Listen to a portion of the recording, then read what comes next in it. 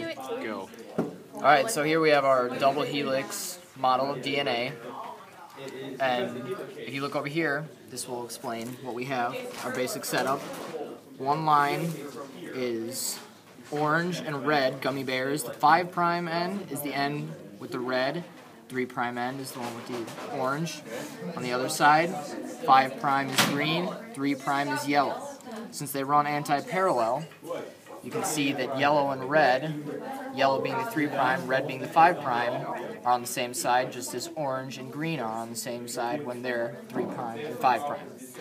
If you look back to the key, adenine is a purine model, so it's double in the DNA. It pairs with thymine, which is going to be the orange.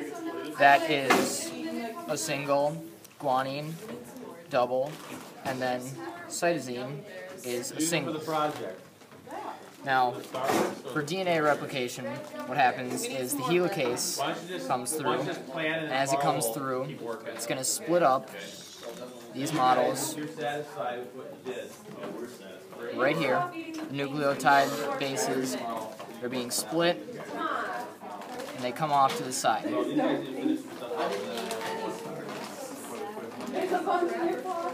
At the same time as the helicase is coming through and splitting everything up, moving it to its side, you have what are called binding proteins, single-stranded binding proteins. They come through to stabilize the outside sugar and phosphate, and they will end up back here. Now, since we have this end, and it's 5' out here,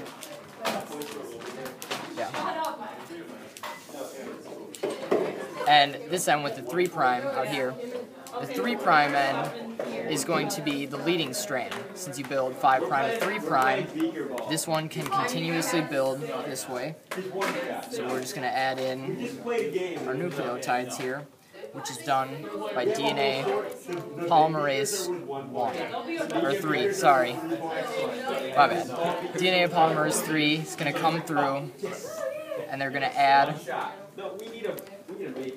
from right to left for me. I'm not sure what direction it is for you. DNA polymerase through comes in, we'll add this, and at the same time as it's adding in the nucleotides, we're going to be able to add in the sugar and phosphate molecules on the end. And likewise, you got 5' end here, 3' here, 3' here, and 5' here. That makes this new strand of DNA the leading strand, anti-parallel. The other end, since this is 5' and you have to build 5' to 3', you're going to have to go from segments. DNA polymerase 3 is going to come in, start with an RNA primer. Start right here, and as it comes through, it's going to pair one little segment right here. And then it's just going to keep following back, going right here. These are called the Okazaki fragments, sorry. DNA polymerase 3 keeps going through, keeps adding an RNA primer so that it can build. And eventually, we'll get right here.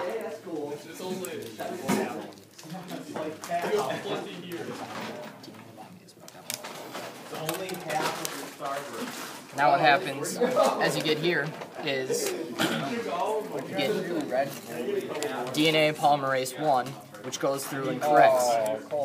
DNA polymerase 1 going through will correct any on the leading strand fairly easy. DNA polymerase 1 going through on the lagging strand, as it goes through, is going to take out the RNA primers. It's going to also help add in the sugar and the phosphate and replace any of the RNA primer with DNA. Just keep these separated for a little bit. DNA ligase is the final enzyme that goes through the lagging strand, and what that does is it just fully forms the strand of sugars and phosphates so that it can connect, and then the Okazaki fragments are connected, and you now have 2 full strands of DNA.